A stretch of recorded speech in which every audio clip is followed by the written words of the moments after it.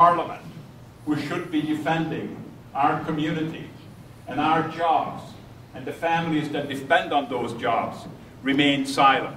And this is wrong. And that's not how democracy is supposed to work. I can tell you that if I was in the same situation, I would have given up my seat fighting for Research in Motion, because I know that they got 9,000 employees, and I know that 9,000 employees have families, so you're dealing with a lot more people. And also, it's huge in terms of our community and the employment and the quality of life that we enjoy. And I think that's what members of Parliament have to do. And I can only say to you, I've been there, I've done that, and I have always stood up for our community. Now, I'm going to stop there because in case you have some questions, I would like to be able to answer them. And by the way, this friend of mine is Joe Kovac. He's from Hungary as well. And as many of you might know, I came from Hungary in 1957 and got here as a refugee, which was kind of neat. And I know about what it's like to live in a country where you don't have democracy, but you have dictatorship. So to me, democracy is very, very important.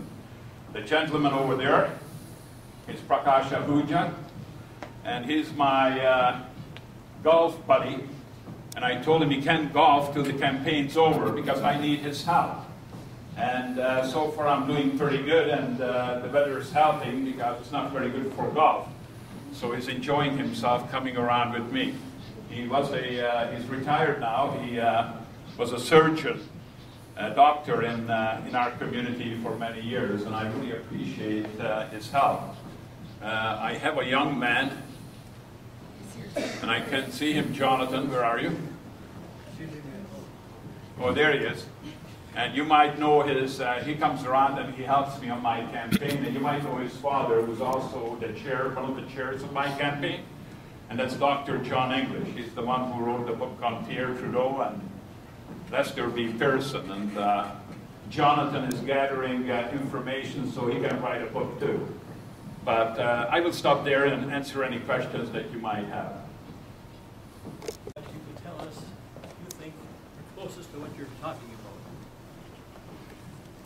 Oh, many European countries that have minority parliaments, and they actually have, what they do is they say, okay, we'll have an election in 4 years, and if the current members of parliament can form a government, then we'll go and call another person to form a government. Because we cannot have elections every couple of years. And we're supposed to be there for 4 years. And the Prime Minister, Stephen Harper, broke his own election law to call an election early. But a much better way would be, if you lose the confidence of the House, then the Governor General can call on somebody else to form government. And you will have the election in 4 years. But in the meantime, you're going to have the Prime Minister who's able to command the confidence of the House, which means that they will have to cooperate with other parties. And that way you wouldn't have the dictatorship of the minority. Because right now, you can get a majority government with something like less than 40% of the vote. And that's not right.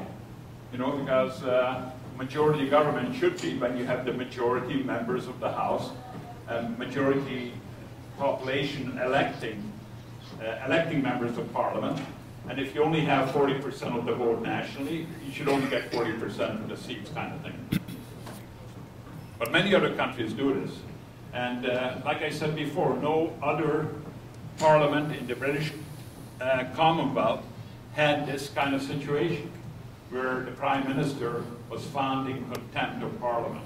That's a terrible thing, because it strikes at the very heart of our democracy. You can't have a democracy unless the Prime Minister respects Parliament. The weather is not very nice.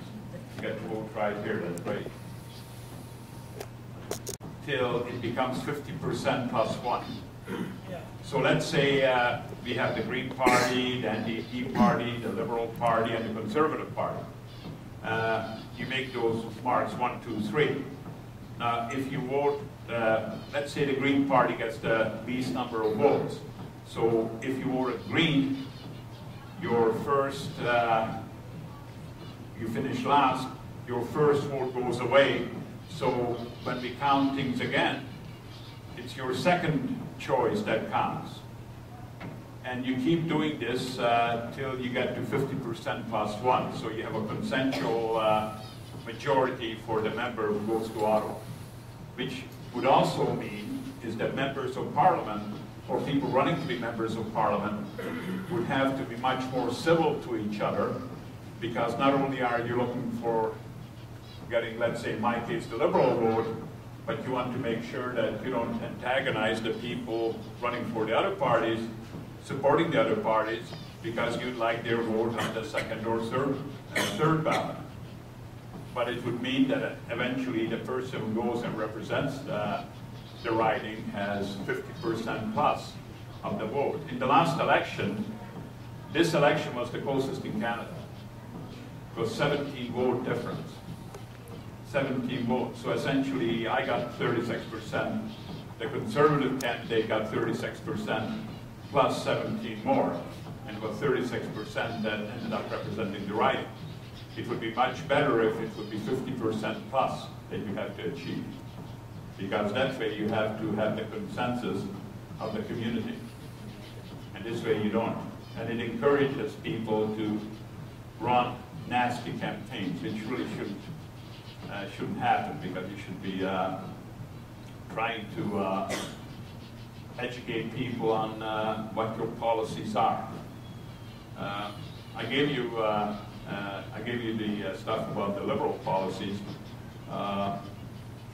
Let me tell you what we disagree with the Conservatives. We don't believe that we should be spending $30 billion plus, $30 billion plus on jet fighters.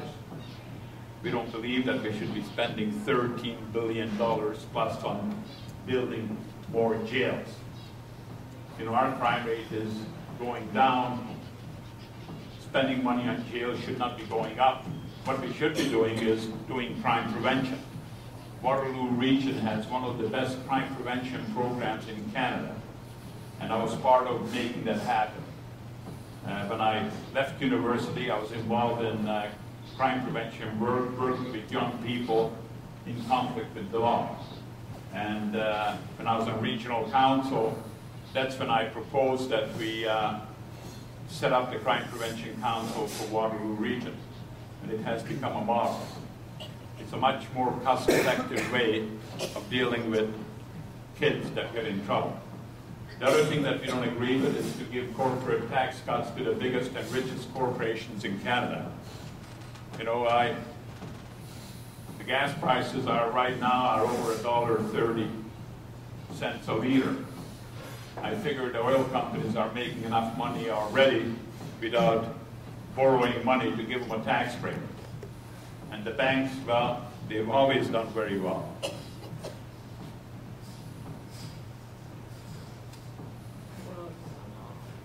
What attracts people to become a member of Parliament? What attracts people to become members of Parliament? Besides money. Besides what? Money. Besides money. How much influences money? Okay. What attracts people to become members of Parliament besides money? I have always been involved in activities. When I was at the University of Waterloo, I was the president of the Federation of Students for 2 years. When I left university, I got involved with, started up Youth in Conflict with the Law, and I ran for council and I served on city and regional council from 85 to 93. Then in 93, I became member of Parliament. What drives me specifically is I really like helping people. I've done that when I was at the university, even before I was president. I used to be a wrap room volunteer. And what that was peer counseling. So if somebody has a problem, you know, you talk to them and try to figure out how we can solve the problem. And I did that working at crime prevention. We set up community mediation, where when you have a problem, instead of going to court and fighting about it, you try to solve it. And we had the first community mediation program in Waterloo region in Canada. So that's the first, and now it's gone countrywide.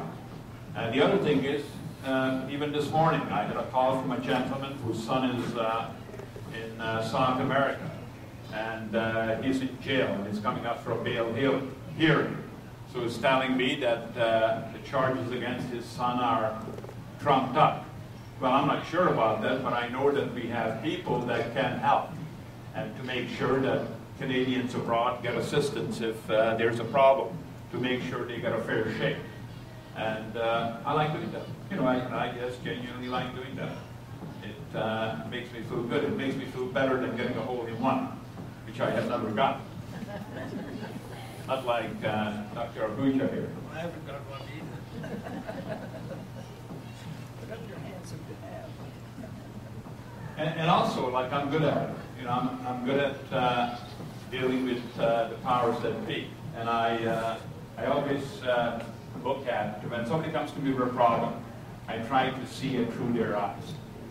And I think the role of a member of parliament is to be an ombudsperson for the riding. You know, you got a problem in government, I will listen to you. I might not agree with you, but I will listen to everybody. And, but I will try to see it through the eyes of the person coming to see me.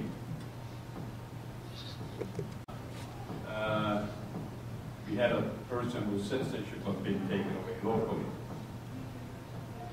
And it caused me a whole lot of, it was tough. It was not something I ever went out to look for, but when I looked at the problem he was having, I looked at the laws, and I saw that it was unjust. I says, no, you can't have that. I told him, my misfortune is that you're my constituent. Your good fortune is that I'm your member of parliament, because I would not let it go. It also helps to come from a place like Hungary. You know, they call us the freedom fighters. Back in '57, the Man of the Year in Time magazine was the Hungarian freedom fighter. And by the way, that was a very traumatic event in the life of Hungary. Thousands of people died during the revolution, and they didn't have Twitter and Facebook, and the news didn't get out like it gets out today. And 2% of the country left. 200,000 Hungarians fled. And Canada took in 40,000 Hungarian refugees, which is the biggest intake of any country per capita. The United States took in a little more, but they're 10 times our Canada's size. And I'm very grateful for that, because you folks were part of the country that let us in.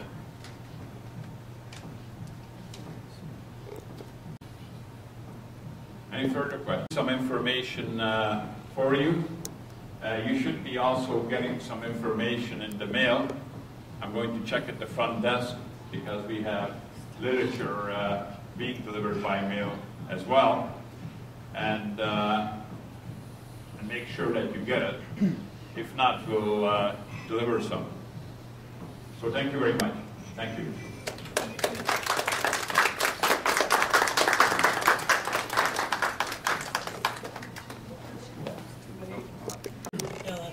One of the people here said it was a very good picture. Very good picture here. Thank you. Oh, you mean I'm not better in person? Picture's pretty good. Okay.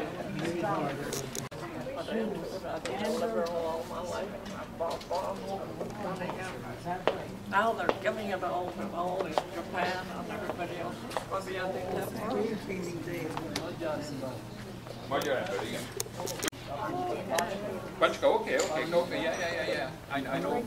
And Jonathan's mother was born in Bacska. He'll be out. And her grandfather. Everybody and nobody wanted to do nothing, so I went to him. And